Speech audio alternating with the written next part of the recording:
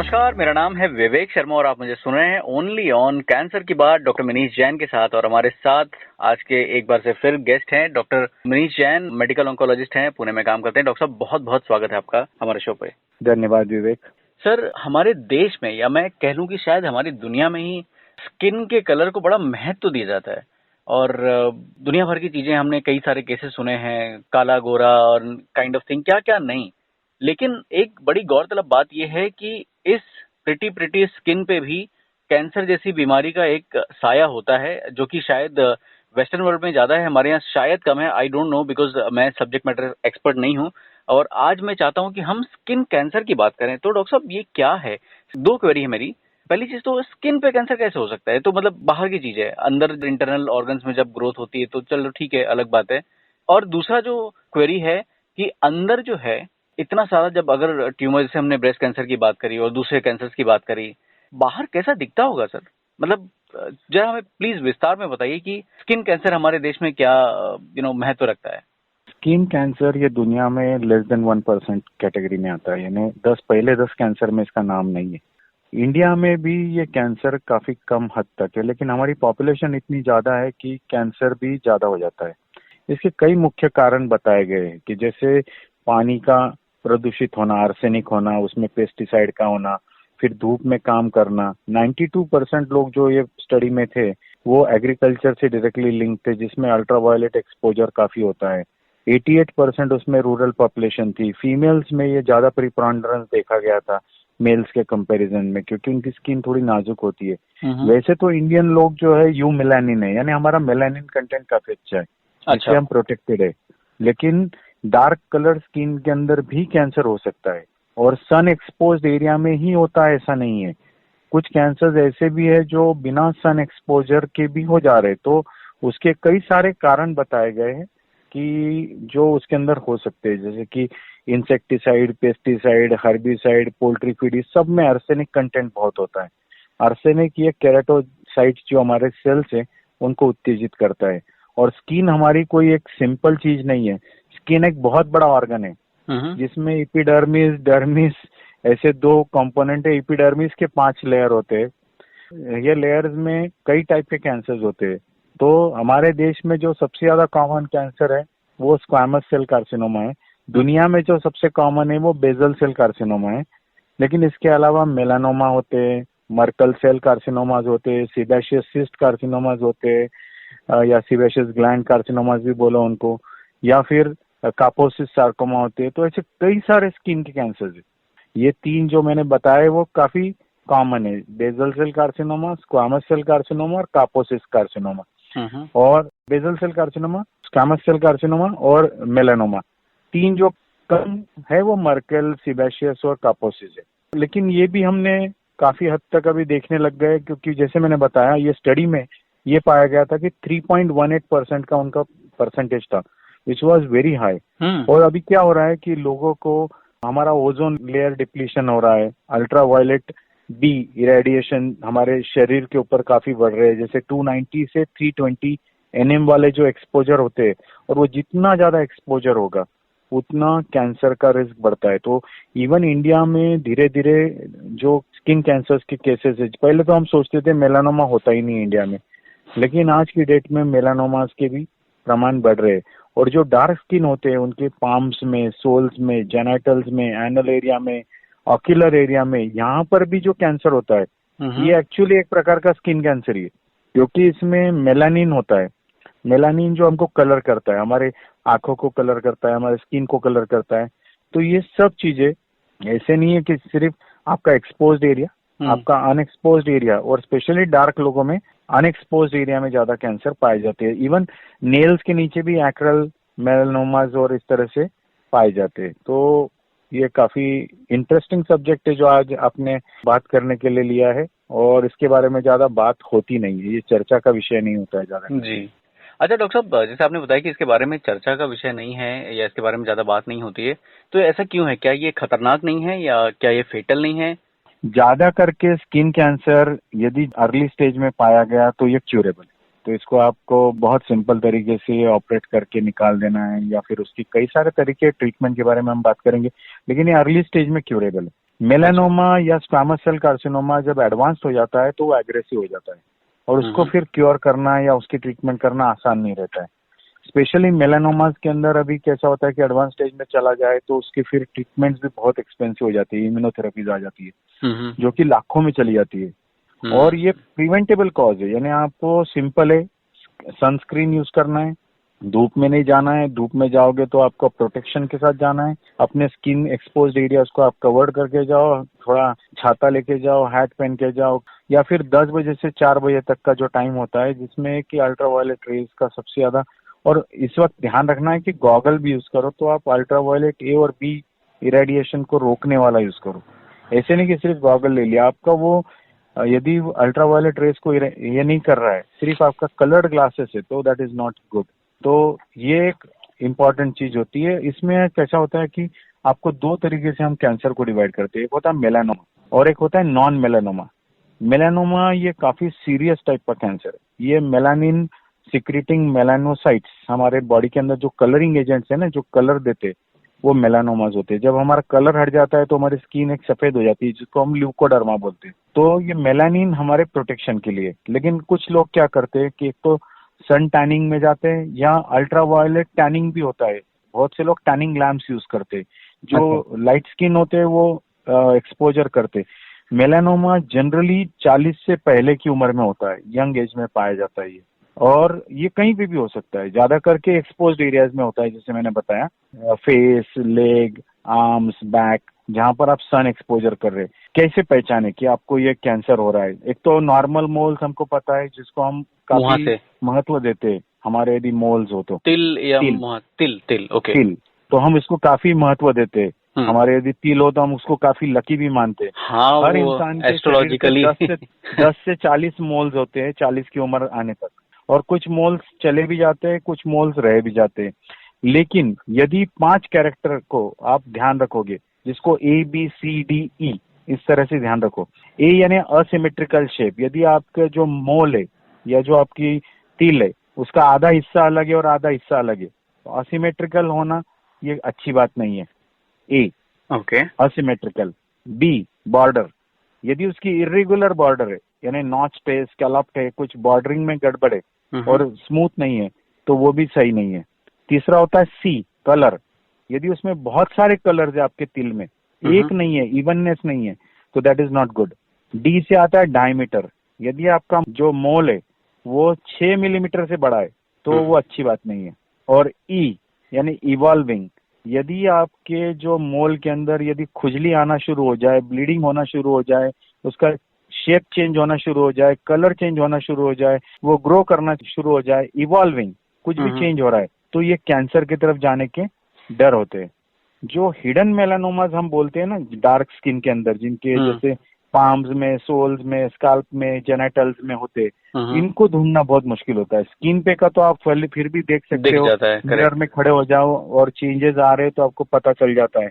लेकिन आपके नेल के अंदर यदि सीधी ब्लैक लाइन आ रही है तो समझना वो एक्रल लेंटिजेनस मेलानोमा है, यानी आपके नेल बेड में एक मेलानोमा की शुरुआत हुई है, जिसको ऑपरेशन करके हम निकाल सकते हैं। ये एशियन डिसेंट ब्लैक पीपल और डार्क स्किन पीपल में काफी पाया जाता है। एक लाइन दिखती है नेल के अंदर स्ट्रेट।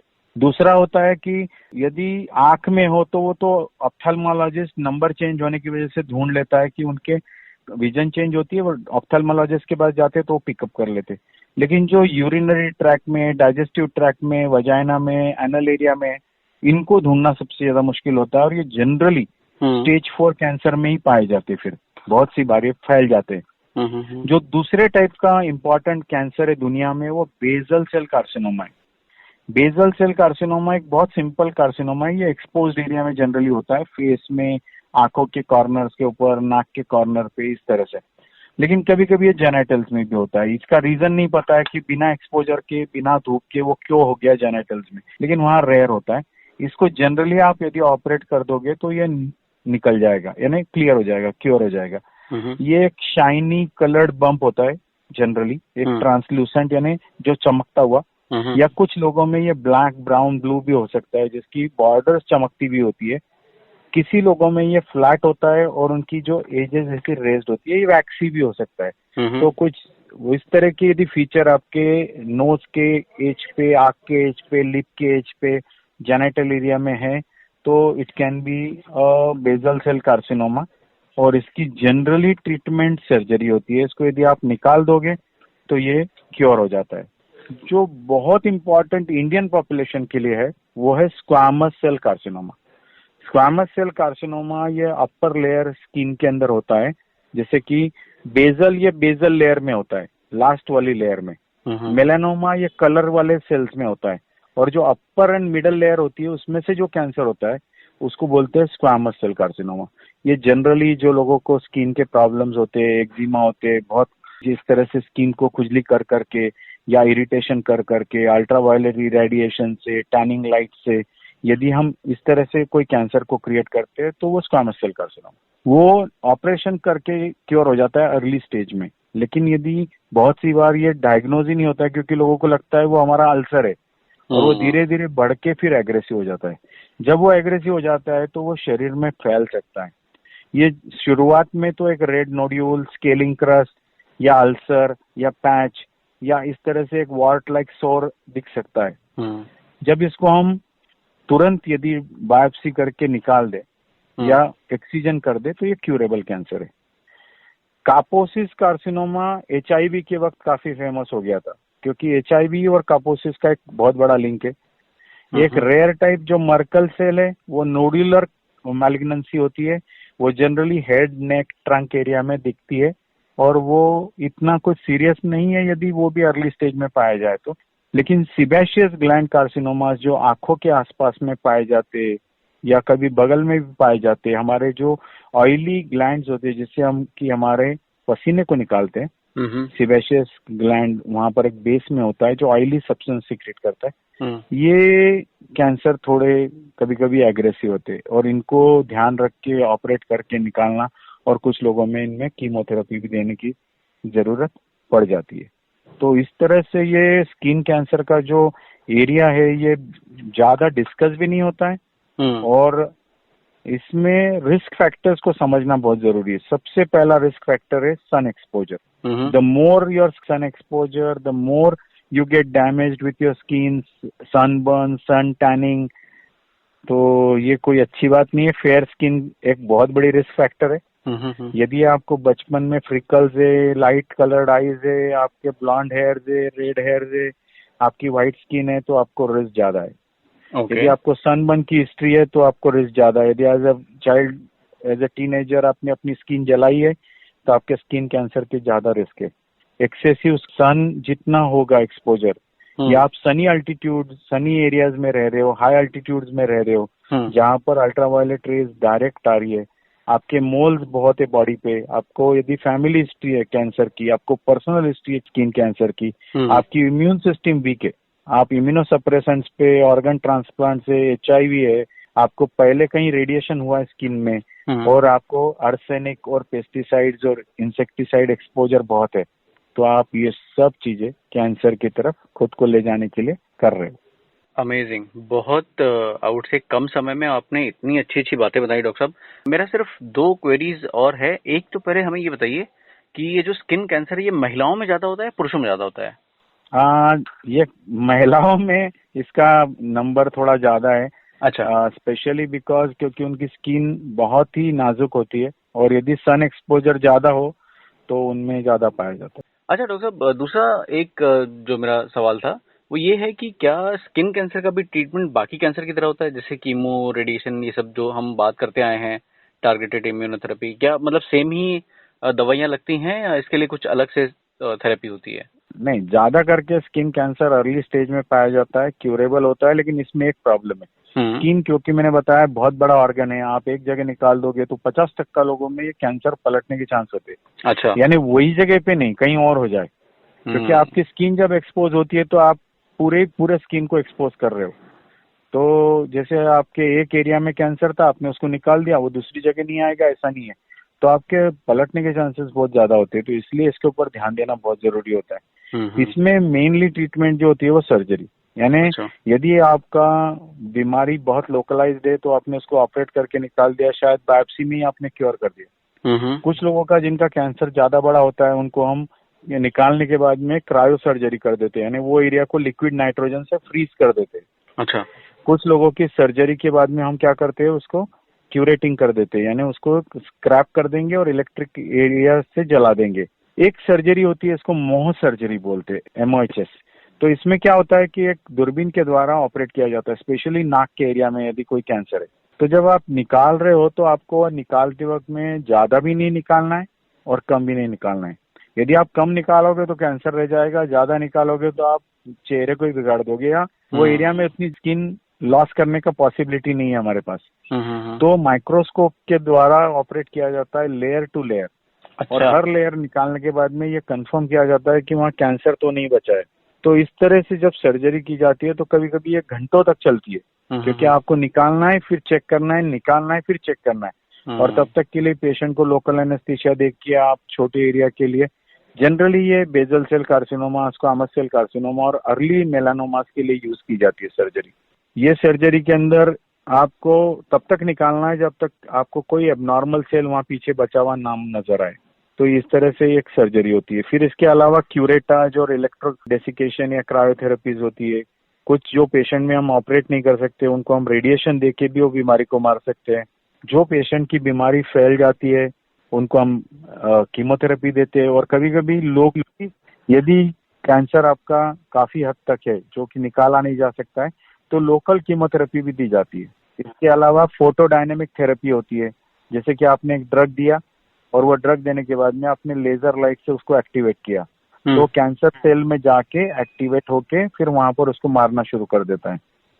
क्या बात। और जो इम्पोर्टेंट ट्रीटमेंट है वो बायोलॉजिकल थेरेपी है। बायोलॉजिकल थेरेपी जनरली मेलानोमा में यूज होती है और इसमें हम बॉडी के इम्यून सिस्टम को एक्टिवेट करते हैं फाइट करने के लिए। जैसे कि हम उसको इम्यून चेक पॉइंट इनिबिटर्स बोलते हैं। इसके पहले हम भी इसके बारे में बात कर चुके हैं।